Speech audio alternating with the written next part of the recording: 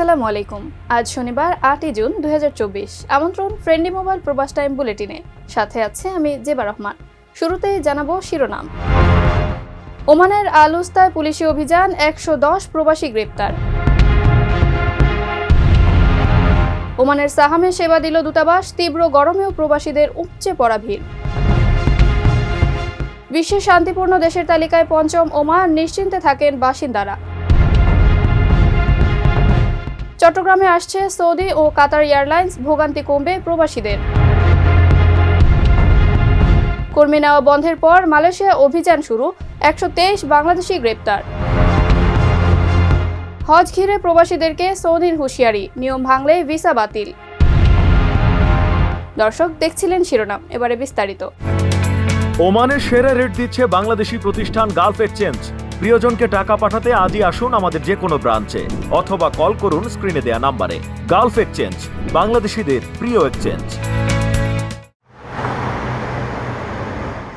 ওমানের আল উস্তায় অভিযান চালিয়ে 110 জন শ্রমিককে গ্রেপ্তার করেছে দেশটির শ্রম মন্ত্রণালয়ের নেতৃত্বাধীন যৌথ আভিযানিক দল। অভিযানে অংশ নেয় পুলিশ ও আল দাখিলিয়ার শ্রম কল্যাণ বিভাগও। এসব প্রবাসীর মধ্যে কতজন বাংলাদেশি তা জানানো না হলেও তাদের অনেকেই এশীয় নাগরিক বলে জানা গেছে। অভিযানের সময় বেশ ভয়াবহ পরিস্থিতি পার করে এলাকাটির থাকা প্রবাসীরা। যাদের কাছে কাগজপত্র মিলেছে তাদের ছেড়ে দেওয়া হলেও বৈধ ডকুমেন্ট দেখাতে ব্যর্থ হওয়া প্রবাসীদের গ্রেপ্তার করা হয়। সাম্প্রতিক সময়ে শ্রম আইন লঙ্ঘন রোধে মাঠ পর্যায়ে বড় অভিযানে নেমেছে ওমান। বিভিন্ন অঞ্চলে ধারাবাহিক পরিদর্শন কার্যক্রম বা তল্লাশি চালাচ্ছে দেশটির শ্রম মন্ত্রণালয়। এসব অভিযানে হাজারো প্রবাসী গ্রেপ্তার হয়েছেন। আতঙ্কে বাংলাদেশি সহ অন্য অনেক প্রবাসীর দিন কাটছে পালিয়ে থেকে। দেশীয় সব বিখ্যাত খাবারের স্বাদ নিতে চলে আসুন ওমানের হামরিয়ার ব্যতিক্রমী এক বাংলাদেশি রেস্টুরেন্ট 24 সুইটসে, অথবা অগ্রিম বুকিং এর জন্য যোগাযোগ করুন স্ক্রিনে দেওয়া নম্বরে। ওমানের সাহামে কনসিউলার সেবা দিয়েছে বাংলাদেশ দূতাবাস। শুক্র ও শনিবার বাংলাদেশ স্কুল সাহামে দূতাবাসের রওশনারা পলি, থোয়িং এ, আসাদুল হক, মাসুদ রানা এবং নজরুল আলম চৌধুরীর নেতৃত্বে একটি ভ্রাম্যমাণ টিম সেবা কার্যক্রম পরিচালনা করে। এ সময় প্রবাসীদের ই পাসপোর্ট আবেদন গ্রহণ, এমআরপি রি ইস্যু ও নতুন আবেদন, জন্মসনদ এবং আইনি সহায়তা সহ অন্যান্য কনসিউলার সেবা দেওয়া হয়।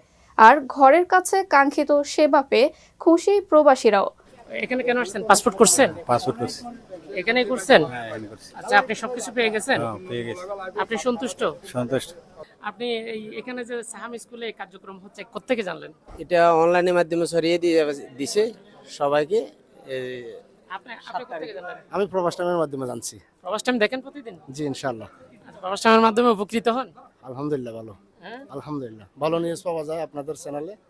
মোটামুটি সব খবর একদম পুরো সঠিকভাবে পাওয়া যায়। এখনো আমার ফিঙ্গার দেওয়া হয় নাই, ছবি ওঠানো হয় নাই। ফিঙ্গার দেওয়া আর ছবি ওঠানোর জন্য সিরিয়াল দিছে? সিরিয়াল দিছে, আজকে হবে না কালকে হবে। আপনি সন্তুষ্ট? আমি সন্তুষ্ট, কিন্তু সিরিয়ালটা পাইলে আজকে ভালো হইতো আর কি। মানে আজকে যদি সিরিয়ালটা পেয়ে যেতেন ভালো হতো। যে আমরা অনেক দূর থেকে আসছি এখানে কষ্ট করে। তবে ভোগান্তি বাড়িয়েছে তীব্র গরম। এছাড়া সেবা নিয়ে অভিযোগও জানিয়েছে কেউ কেউ। আমার ফার্স্ট প্রোডাক্ট আমি জরুরিভাবে দেখে যাওয়ার জন্য চাচ্ছিলাম। এখনো পর্যন্ত এক বছরের জন্য সিল মারার জন্য আইছিলাম এখানে। এখন ওরা বলতেছে সকালে আসছে, বলতেছে বিকালে আসছে, এখন বলতেছে কালকে। তো এটা তো কোনো কথা না। আমরা যদি জরুরিভাবে দেখে যেতে চাই, দেশের মধ্যে যদি যেতেও না পারে, তাহলে আমাদের এখানে কোনো কিছু করতেছে না এখানে। যে এখানে 2 দিনে 3 মাস পর আসে, এখানে অনেকগুলো গ্রাহক আছে এখানে ভাই, কিন্তু এখানে 2 দিনে কভার করে না। এখানে ম্যাক্সিমাম 7 দিন সময় দেওয়া দরকার। আর ওনারা যদি আমরা মাস্কে যদি না পারে তাহলে বলে আমরা মাস্কে চলে যাবো। এখানে আইসা উদা মানুষের এত কষ্ট দেওয়ার কোনো যুক্তি নেই। সেবা কার্যক্রম আরও নির্বিঘ্ন করতে ভূমিকা রাখেন স্কুল সংশ্লিষ্টরা। স্কুল পরিচালনা কমিটির চেয়ারম্যান ইঞ্জিনিয়ার হাসানুজ্জামান, অর্থ বিভাগের পরিচালক আবু বক্কর সিদ্দিক, ভারপ্রাপ্ত প্রধান শিক্ষক জানে আলম সহ অন্যান্য শিক্ষকরা উপস্থিত থেকে প্রবাসীদের সেবা গ্রহণে সার্বিক সহযোগিতা করেন।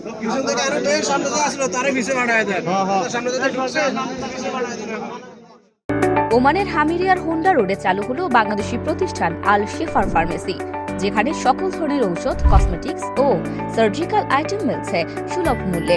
অভিজ্ঞ ফার্মাসিস্টদের থেকে ব্যক্তিগত পরামর্শ কিংবা ওষুধ নিতে যোগাযোগ করুন স্ক্রিনে দেওয়া নাম্বারে।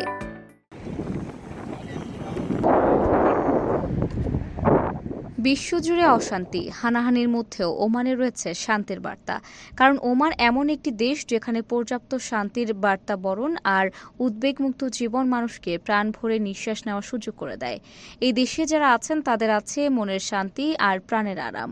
যুদ্ধবিগ্রহে অস্থির বিশ্বে কিছু দেশে যে এখনও শান্তি আছে তার সবশেষ প্রমাণ নামবেও সেফটি ইন্ডেক্স 2024, যে তালিকায় ওমান আছে 5 নম্বরে। মূলত দেশের অভ্যন্তরে নাগরিক ও প্রবাসীরা কতটা নিরাপদ চলাচল করতে পারছে তা এই ইন্ডেক্সের প্রধান পরিমাপক হিসেবে ব্যবহৃত হয়েছে, যেখানে 100-এর মধ্যে ওমানের স্কোর 81। তালিকায় 1 নম্বরে আছে অ্যান্ডোরা, আমিরাত দ্বিতীয়, তৃতীয় কাতার এবং ওমানের ঠিক উপরে তাইওয়ানের অবস্থান। জীবনের নিরাপত্তা বিবেচনায় শান্তিপূর্ণ দেশগুলোর প্রথম 5টির মধ্যে মধ্যপ্রাচ্যেরই 3টি। আরব উপদ্বীপের অন্যান্য অংশ থেকে সাগর, পাহাড় আর মরুভূমি দিয়ে বিচ্ছিন্ন হয়েছে ওমান। তবে এই বিচ্ছিন্নতাই যেন দেশটিকে সৌন্দর্য আর বিশুদ্ধতায় আরব উপদ্বীপের অন্যান্য দেশ থেকে কয়েকগুণ এগিয়ে নিয়ে গেছে। বিস্তীর্ণ মরুপ্রান্ত, সাগরের অথৈ নীল জলরাশি, সুউচ্চ পাথরে পর্বত, সাদা বালুকা বেলা কিংবা বিশাল আকাশের নীলিমা ওমান জুড়ে যেন অন্যরকম এক সৌন্দর্য ছড়ে পড়ছে। এ যেন প্রাকৃতিক সৌন্দর্যের এক অপরূপ লীলাভূমি। প্রতিবেশী দেশ সৌদি, কাতার ও আরব আমিরাতের মতো ওমানে নেই আকাশছোঁয়া অট্টালিকা, কোলাহলপূর্ণ নগর, চত্বর বা রাজপথ। তাই প্রকৃতি ও পরিবেশ এখানে দূষণমুক্ত আর বিশুদ্ধ। এজন্য বাসিন্দারা মুক্ত বাতাসে নিশ্চিন্তে হেঁটে বেড়ান পথে ঘাটে।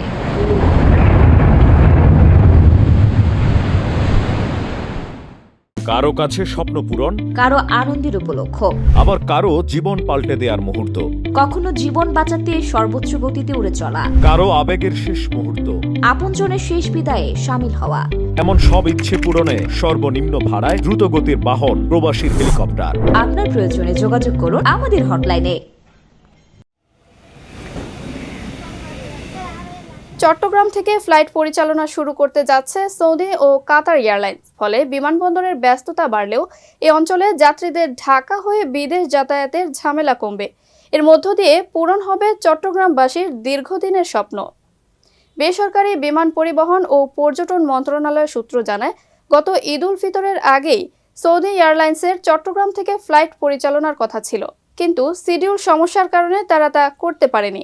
আগামী সেপ্টেম্বরে ফ্লাইট চালু করতে পারে তারা।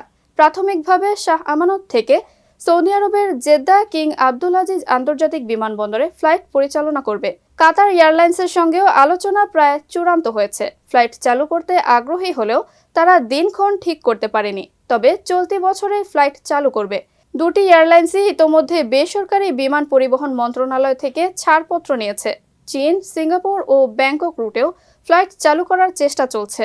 চট্টগ্রামের বিপুল সংখ্যক মানুষ বিভিন্ন দেশে প্রবাসী হিসেবে কাজ করছেন, ফলে দিন দিন উড়োজাহাজের চাহিদা বাড়ছে। কিন্তু বেশিরভাগ ক্ষেত্রে যাত্রীদের ঢাকা হয়ে চলাচল করতে হয়। তাই চট্টগ্রাম বিমানবন্দর থেকে নতুন নতুন রুট ও ফ্লাইট চালুর দাবি দীর্ঘদিনের। ইতোমধ্যে বেশ কয়েক দফা চট্টগ্রাম চেম্বার থেকে মন্ত্রণালয়ে চিঠি দিয়ে এ বিষয়ে উদ্যোগ নিতে তাগাদা দেওয়া হয়েছে। সৌদি ও কাতার এয়ারলাইন্স এগিয়ে আসায় চাহিদা কিছুটা হলেও পূরণ হবে।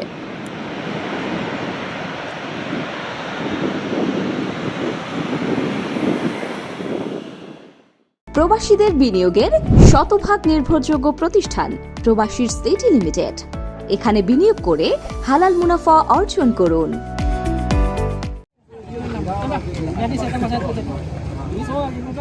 কর্মী নেওয়া বন্ধের পর মালয়েশিয়ায় ব্যাপক ধরপাকড় শুরু হয়েছে। গত কয়েকদিনে বাংলাদেশি সহ বিভিন্ন দেশের শত শত প্রবাসীকে আটক করা হয়েছে। এরই ধারাবাহিকতায় শনিবার জোহর রাজ্যে সাঁড়াশি অভিযান চালিয়ে 123 বাংলাদেশি সহ 3 শতাধিক অভিবাসীকে আটক করে মালয়েশিয়ার ইমিগ্রেশনের ডেপুটি ডিরেক্টর জেনারেল জাফরি এমবক শনিবার এক বিবৃতিতে বলেন, ড্রোন নজরদারি সহ প্রাথমিক তথ্যে দেখা গেছে 850 থেকে 1000 অভিবাসীকে 130 কন্টেইনারে রাখা হয়েছিল। পরে বিভিন্ন বিভাগের 130 জনের একটি দল অভিযানে নামে। তাদের গাড়ির শব্দ শুনে আতঙ্ক ছড়ায় প্রবাসীদের মধ্যে। অভিযানে অনুমতি ছাড়াই মালয়েশিয়ায় অবস্থান করার প্রমাণ পাওয়ায় বহু প্রবাসীকে ইমিগ্রেশন অ্যাক্টের অধীনে গ্রেপ্তার দেখানো হয়। তাদের মধ্যে বাংলাদেশি, ভারতীয়, ইন্দোনেশিয়ান, মিয়ানমার ও পাকিস্তানি নাগরিক রয়েছে। জানা গেছে, অভিযানে আসা দলটি শহরের অপর একটি নির্মাণস্থলে কাগজপত্র দেখাতে না পারায় আরও 198 জনকে আটক করে। তাদের মধ্যে এক বাংলাদেশি পালানোর চেষ্টা করে ব্যর্থ হন। সৌদি আরবে ঈদুল আজহা উদযাপিত হবে আগামী 16 জুন। সেই অনুযায়ী চলছে হজের প্রস্তুতি। এরই মধ্যে বিভিন্ন দেশ থেকে যেতে শুরু করেছেন হজ যাত্রীরা। তবে হজ পালনের ক্ষেত্রে কিছু বিধিনিষেধ রয়েছে দেশটির। সৌদির স্বরাষ্ট্র মন্ত্রণালয় জানিয়েছে, সৌদিতে বসবাসকারী কোনো প্রবাসী যদি অনুমোদন ছাড়া হজ পালন করে তাহলে অভিযুক্তকে নিজ দেশে ফেরত পাঠানো হবে।